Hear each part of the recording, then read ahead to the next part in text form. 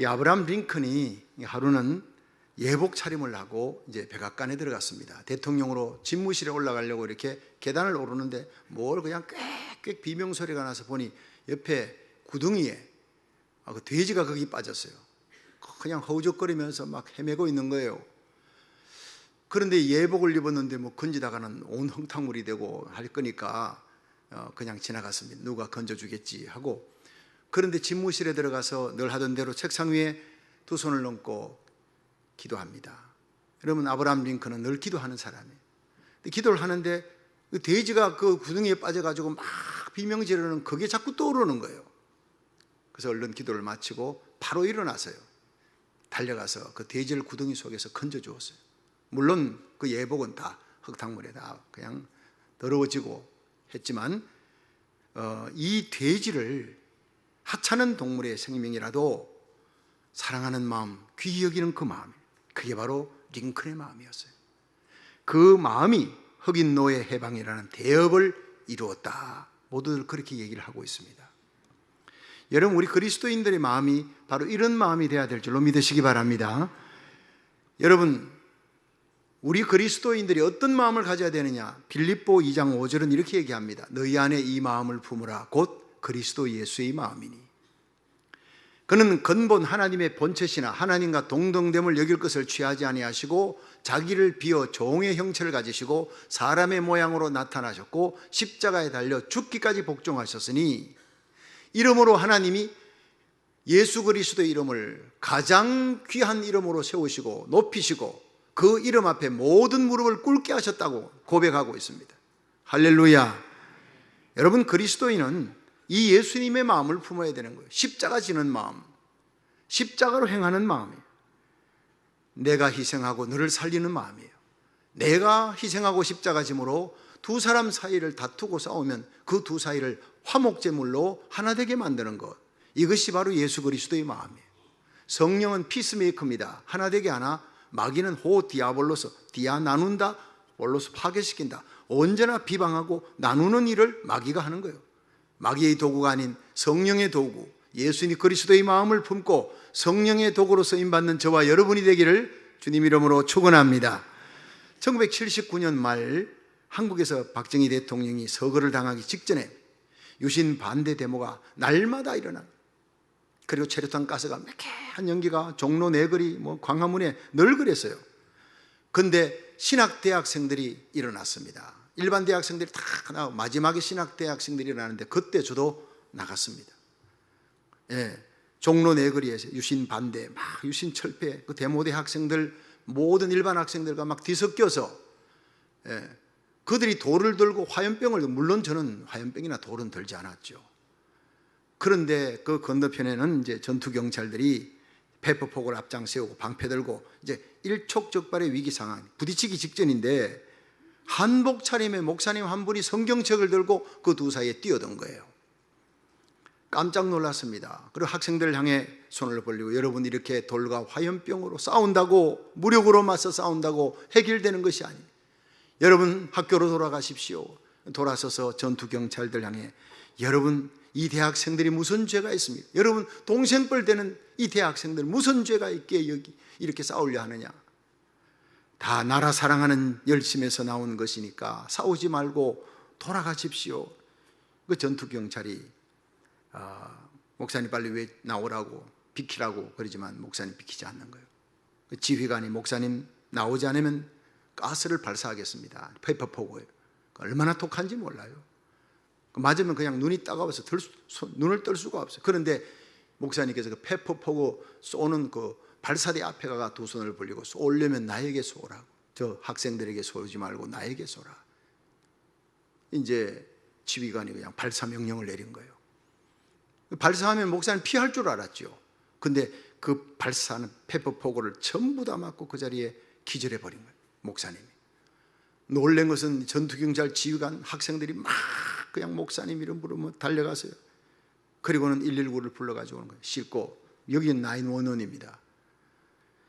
목사님을 싣고 이렇게 갔습니다. 그 자리에서 전투경찰 지휘관 학생들에게, 오늘만은 우리 목사님의 희생을 헛되게 하지 말자, 싸우지 말자. 사실 손에 돌을 들고 있던 학생들이 이미 돌을 다 내렸어요. 그 장면을 보고요, 싸울 힘을 다 잃어버린 거예요. 그리고 그날은 휴전했습니다. 그때 돌아오면서 저는 많은 생각을 했습니다. 이게 바로 그리스도인의 모습이다.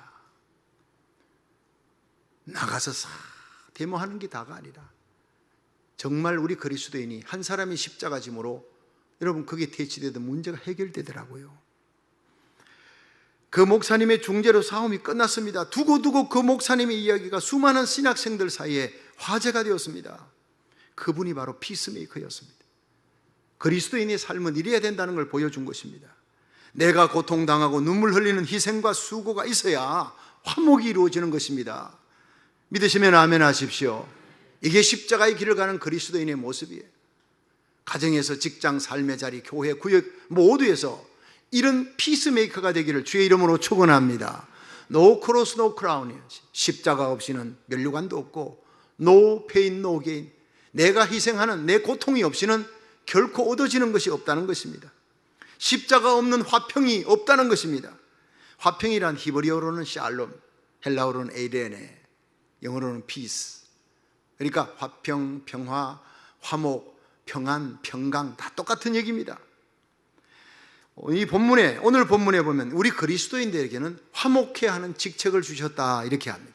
고린도후서 5장 18절에 모든 것이 하나님께로 났나니 저가 그리스도로 말미암아 우리를 자기와 화목하게 하시고 또 우리에게 화목해 하는 직책을 주셨느니라 했습니다. 그러면 어떻게 우리가 참된 화평을 누리며 화목해 하는 자가 될 수가 있느냐? 첫째, 참된 평화는 하나님과 나 사이의 관계에서 주어집니다. 욥기 22장 21절을 읽어봅니다. 시작. 너는 하나님과 화목하고 평안하라. 그리하면 복이 내게 임하리라. 로마서 5장 1절입니다. 그러므로 우리가 믿음으로 의롭다 하심을 얻었은즉 우리 주 예수 그리스도로 말미암아 하나님으로 더불어 화평을 누리자. 아멘. 여러분, 로마서 14장 17절에는 하나님의 나라는 먹고 마시는 것이 아니라 성령 안에서 의와 평강과 희락이니라 그랬어요. 하나님 나라는 성령께서 통치하는 나라인데 예수님이 나의 구주로 오시면 성령께서 우리 심령 속에 평강의 영으로 와셔서 평강을 주신다. 에이레네, 화평을 주신다는 거예요. 우리 기독교인에게 제일 중요한 것은 하나님이 주신 이 평화를 뺏기지 않는 겁니다. 그 전쟁입니다. 그게 로마서 5장 10절에 바울은 우리가 하나님과 원수되었을 때 그리스도께서 우리를 위해 죽으셨다. 그 아들의 죽으심으로 말미암아 하나님으로 더불어 화목해 되었느니라. 할렐루야. 에베소 2장 14절에 예수는 우리의 화평이신지라 그래서요. 한번 따라합니다. 예수는 우리의 화평이십니다. 예수 그리스도는 바로 하나님과 나 사이의 불화를 해결해 주신 화평입니다. 이런 빌리그람 목사님이 자주 쓰는 예화 가운데 이런 얘기가 있습니다. 어느 전선에서 대대장이 사령관에게 중요한 연락을 받아야 되는데 모든 통신 수단이 다 단절돼 끊어져 버렸어요. 부대원들의 사활이 걸린 중요한 문제인데 사령관으로부터 통신을 받아야 되는데 큰일 났습니다. 그러나 길이 하나 있습니다. 끊어진 전선을 연결만 하면 돼. 그런데 한 1m 정도 이 끊어진 전선을 어떻게 연결할 방법이 없는데 전전긍긍하고 있는데 대대통신병이 그 두 전선을 붙들고 대대장님 빨리 통화하십시오. 통화를 했습니다.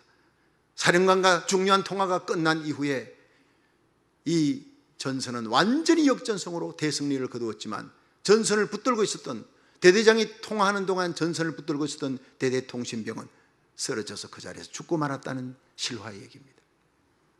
그 전쟁의 승리는 바로 한 통신병의 죽음 때문에 온 거예요. 여러분, 이 사건이 2000년 전 갈보리 언덕에서 일어난 거예요.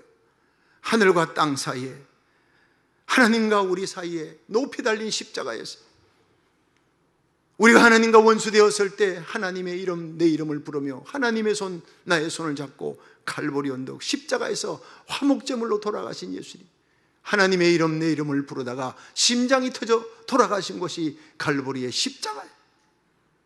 그 십자가로 우리는 하나님께 나아가며 아바 아버지라 이름 부르며 하나님의 자녀라 그리스도의 신부라 영광스러운 왕같은 제상으로 서게 된 줄로 믿으시길 바랍니다. 우리를 흑암의 권세에서 건져 하나님의 사랑의 아들의 나라로 영원한 자유의 나라로 옮기신 분이 화목제물 대신 갈보리에 십자가 지신 예수님 때문이라는 것을 잊어서는 안 됩니다. 디모데전서 2장 5절에 하나님은 한 분이시요 또 하나님과 사람 사이에 중보도 한 분이시니 곧 사람이신 그리스도 예수라. 그러므로 우리는 이제 히브리서 10장 19절의 말씀을 부여잡고 예수 그리스도의 피를 힘입어 하나님 앞에 담대히 나아가는 예배가 되기를 주의 이름으로 축원합니다. 두 번째로 참된 평화는 우리 자신에게 주어집니다. 우리 자신과의 관계에서 주어지는 거예요. 요한복음 14장 27절 읽어봅니다. 시작. 평안을 너희에게 끼치노니 곧 나의 평안을 너희에게 주노라. 내가 너희에게 주는 것은 세상이 주는 것 같지 아니하니라. 너희는 마음에 근심도 말고 두려워하지도 말라. 아멘. 여러분, 우리가 하나님과 화목하면 내 은밀한 죄 문제가 해결되고 하나님의 평화가 내 마음속에 강물속처럼 넘쳐 들어오게 된다는 얘기입니다. 저는 어릴 때 여름 방학이 되면 경북 경상군 암양면 강서동으로 갑니다. 한 달 동안 여름 방학이 되면 사방에서 사촌들이 모여요. 모이면 그들이 이제 냇가에 가서 하루 종일 냇가에 가서 놉니다. 그 냇가에 가서 놀 때 중요한 놀이가 뭐냐면 이 구덩이를 파는 거예요. 냇가에서 이제 구덩이를 파고 거기에다가 막 피라미를 막 잡아 넣어요. 그 피라미가 가장 많이 모이는 사람은 그날 아주 영웅이 되는 겁니다. 그런데 열심히 전 잘 팠습니다. 근데 파다 보니까 구덩이를 하나 파면 물이 싹 스며들어와요. 또 구덩이를 또 크게 파면 크게 판 대로 파면 파는 대로 구덩이 속으로 물이 싹싹 스며들어오는 거예요. 근데 지금 생각해 보니 우리가 하나님과의 관계에서 평화가 주어지면 그 하나님께서 주시는 평화의 왕이신 예수님이 가지신 그 평화가 내가 구덩이를 파면 팔수록 가정이라는 구덩이에, 내 심령이라는 구덩이에 속속 들어와 채워집니다. 내 구역이라는 구덩이 속에, 교회라는 웅덩이를 파도 그냥 작고 큰 웅덩이 속에 그냥 물이 넘치는 거예요. 그래서 다니엘은 사자굴 속에서도 하늘의 평화를 누렸어요. 사드락 메삭 아벤노고는 풀무불 속에서도 예수님 손잡고 찬양했잖아요. 사도행전 16장에 바울과 실라는 억울하게 매맞고 감옥에 들어갔는데 그 감옥 안에서도 찬송이 터져나와요. 여러분, 예수님께서 요한복음 7장에 명절 끝날 큰 날에 누구든지 목마르거든 내게로 와서 마셔라. 나를 믿는 자는 그 배에서 생수가 흘러나리라. 예수님 믿으면요, 하늘의 생수가 내 마음속에 옹달샘처럼 넘쳐나게 되어 있습니다. 그것이 기쁨입니다. 그래서 성령 안에서 우리는 먹고 마시는 것이 하늘나라가 아니라 성령 안에 의와 평강과 희락이라 그랬어요. 이 기쁨을 절대 뺏기지 마시기를 축원합니다. 하나님과의 관계에서 죄 문제가 해결되고 하나님의 평화가 내 가슴을 채우는 자는 어떤 환경 속에서도 환경을 이기는 자가, 감사 찬송을 잃지 않는 자가 되는 것입니다. 미국에서 처음으로 사형이 집행된 여죄수가 있습니다. 벨마 바필드라고 하는 여자인데 어머니를 죽였어요. 그리고 약혼자를 죽이고 두 사람을 죽인 아주 잔인한 살인자였습니다. 그런데 이 여자가 감옥에 있는 동안에 다른 사람들이 다 그냥 시대의 살인마라 그러고 다 멀리 하는데 그 친구는 그를 버리지 않았어요. 앤 드레함 러츠라고 하는 친구가 자기 친구 벨마 바필드를 날마다 찾아가서 너 이제 곧 사형을 당하게 되는데 예수님을 구주로 영접하면 모든 죄 사함 받는다. 예수님 꼭 영접해라 하니까 나는 지은 죄가 너무 많아. 사람 4명이나 죽인 살인자야. 난 죽어 지옥 갈 수밖에 없어. 아무도 나를 용서할 수 없어. 그런데 이렇게 꽉 닫힌 강팍한 이 벨마의 마음을 앤드레암 러츠가 눈물로 기도하며 그렇게 눈물로 호소하고 예수님 영접해라. 예수님 영접하면 모든 큰 죄도 다 용서받는다. 결국 이 러츠의 간곡한 눈물의 기도에 의해서 벨마 바필드가 예수님을 영접하게 됩니다. 눈물로 영접하고 그리고는 사형날을 기다리면서 날마다 성경 공부를 함께 하고 있는데, 근데 사형하는 당일이 되었을 때 그만 이 벨마 바필드가 너무나 큰 두려움과 의심이 몰려오기 시작하는 거예요. 예수님 믿으면 모든 죄 사해 준다 했더니 내 죄가 얼마나 큰데, 어머니를 죽이고 약혼자를 죽이고 두 사람이나 죽인 4명을 죽인 내 죄가 하나님이 용서해 주실까? 절대 안 해 주실 거야. 난 지옥으로 떨어질 거야. 갑자기 막 두려움이 몰려와서 막 그냥 떨고 있는 거예요. 이 사실을 알고 친구 앤드레암 러처가 갔어요. 벨마야, 너 언젠가 우리가 함께 바닷가에 간 적 있지? 그래, 바닷가에 갔었지. 거기 개들이, 크랩, 이 개들이 막 그냥 들락거리는 구멍을 파는 걸 봤지. 그래, 조그마한 개들이 들락날락거리는 구멍을 파고 있는 걸 봤지. 옆에 모래성을 쌓는 아이들이 모래성을 쌓기 위해 막 옆에 구덩이를 판 것도 봤지. 그래. 또 수로를 넓히기 위해서 기중기로 그냥 너무나 큰 구덩이를 파는 것도 내가 봤지. 봤다. 그런데 말이야, 벨마야, 바다에 밀물이 들어오는 순간 조그마한 개구멍도 모래성을 쌓기 위해서 파놓은 구덩이도 기중기가 파놓았던 큰 구덩이도 전부 밀물이 다 덮어버렸단다. 아무것도 보이지 않았어.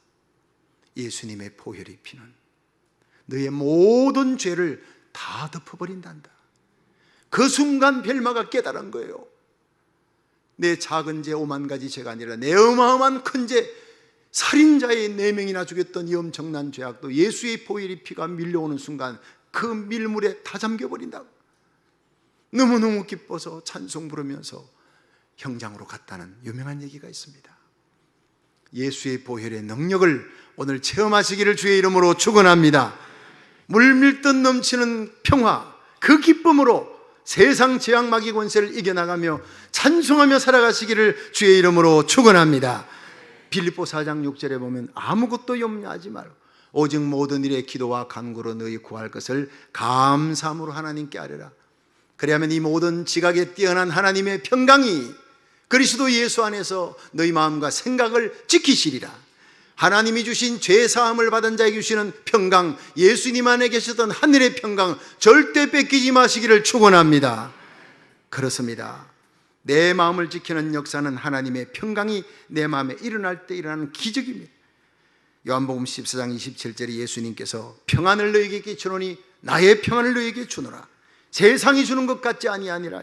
이 예수님의 평안이 여러분의 심령에 충만해서 가는 곳마다 천국을 이루는, 가정천국, 심령천국, 교회천국 이루다가 천상천국으로 들어갈 수 있기를 주의 이름으로 축원합니다.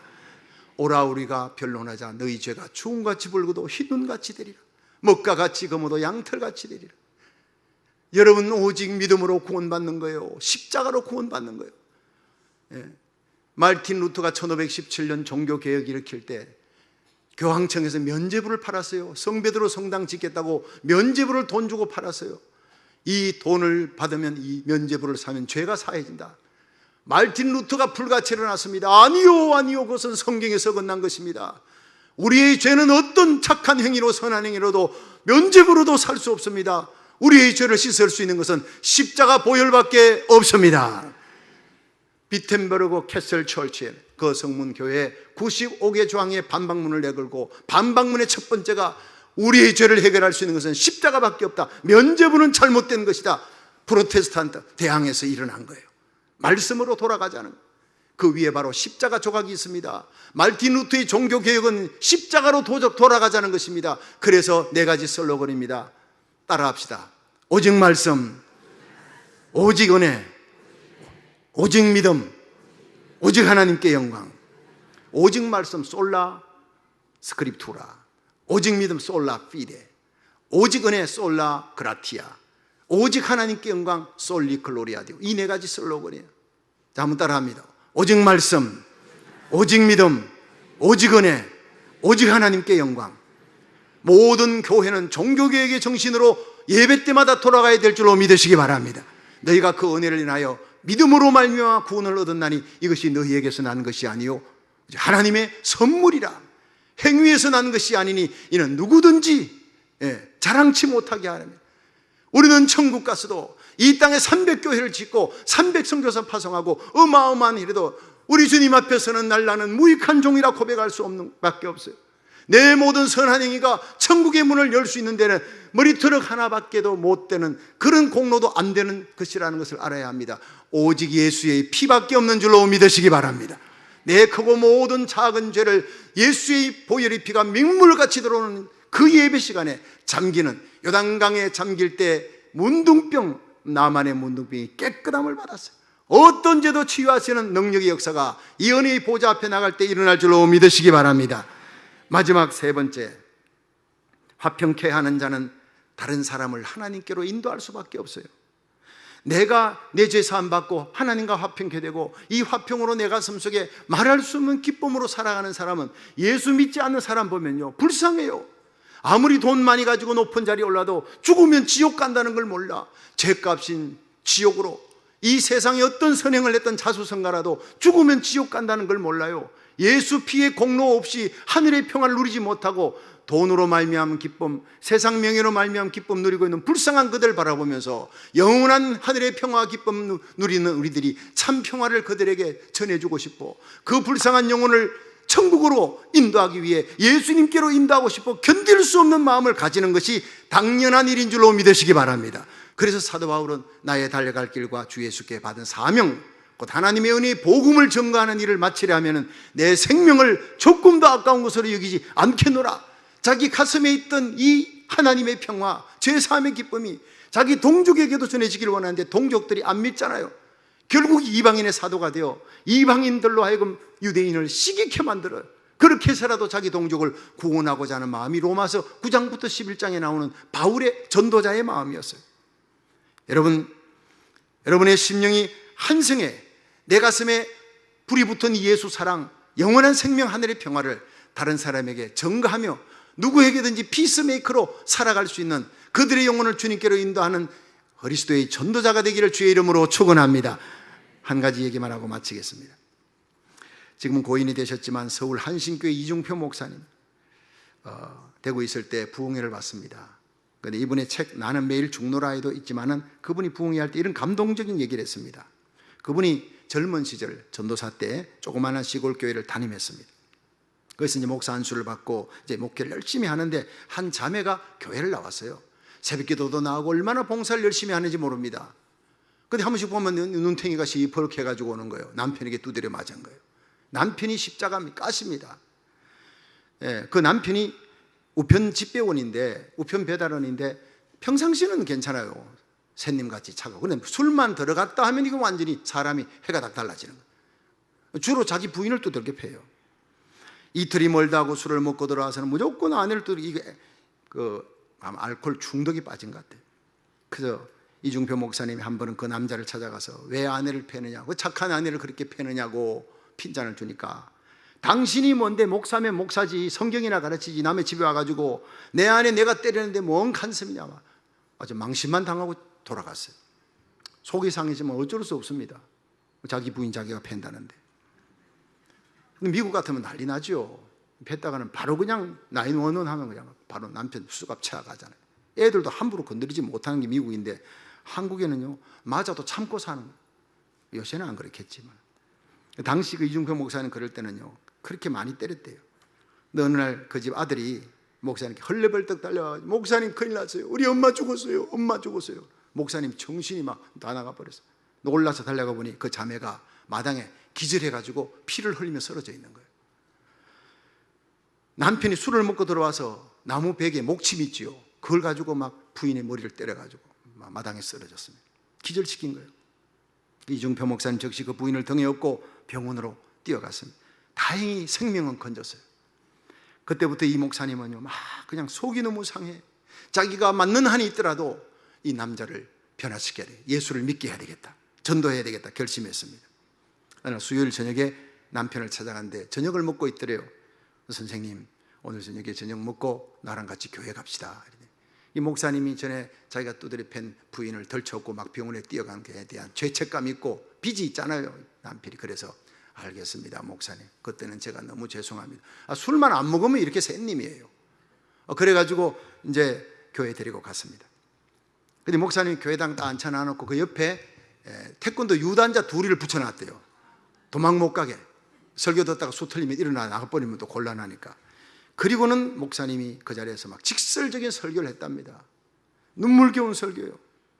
한 번밖에 없는 인생, 하나님이 짝지어준 그 귀한 가정, 사랑하는 아내를 어떻게 술을 먹고 그렇게 기절하도록 때리느냐, 그런 짓 하다가 세상 떠나 하나님 앞에 서면 어떤 심판을 받으려고 그러냐. 목사님이 막 울면서 설교를 하니까 그만 설교를 마치고 난 다음에 보니 그 남자가 울고 있는 거예요. 성령의 감동이 일어난 거예요. 예배를 마치고 나오니까 목사님 손을 잡고, 목사님 잘못했습니다. 내가 회개합니다. 오늘부터 예수님 구주로 영접하겠습니다. 그리고 목사님 내일 새벽부터 이 교회 새벽 종치는 일을 내가 하겠습니다. 그 목사님에게 기도받고 예수님 영접했습니다. 할렐루야. 그 다음날 보니까 진짜 새벽 종치러 나왔더래요. 그 다음날도 종치고 그리고 술을 딱 끊었대요. 나쁜 버릇도 고쳤습니다. 근데 우편 배달부이기 때문에 집집마다 다니면서 막 이렇게 배달하는데 편지 왔어요 하고는 그 다음에 여기 천국에서 온 편지도 있습니다 하고 전도지까지 이렇게 넣어가지고 완전히 변화된 거예요. 어느 날 이중표 목사님을 찾아와서 그럽니다. 목사님, 우리 집 사람이 어쩌면 그렇게 천사처럼 아름다운지 몰라요. 그러니까 이 목사님이 속으로 이제야 알았나. 마귀에게 끌려다닐 때는 그렇게 밉고 때려 죽이고 싶던 그 아내가 천사처럼 그렇게 아름답대 마귀가 떠나고 성령이 사로잡은 거죠. 그런데 그 후에 그분이 신학을 공부해서 지금은 서울 삼양동에서 아주 목회를 잘하는 목사님이 되었다는 것입니다. 그렇습니다, 여러분. 예수님 제대로 만나면, 하나님 제대로 만나면 반드시 거듭나게 될 줄 믿으시기 바랍니다. 변화의 역사가 심령의 가정에 일어날 줄로 믿으시기 바랍니다. 이 가정에 한 자매의 화목제물로 가정에 평화가 온 겁니다. 성도 여러분, 오늘 우리들도 하나님과 사람 사이에 화목제물이 되고 예수님처럼 십자가 지는 피스메이커가 되어 우리의 삶의 현장에 하나님의 자녀의 역할, 화목케 하는 직책을 잘 감당하다가 우리 주님 앞에 설 수 있기를 주의 이름으로 축원합니다.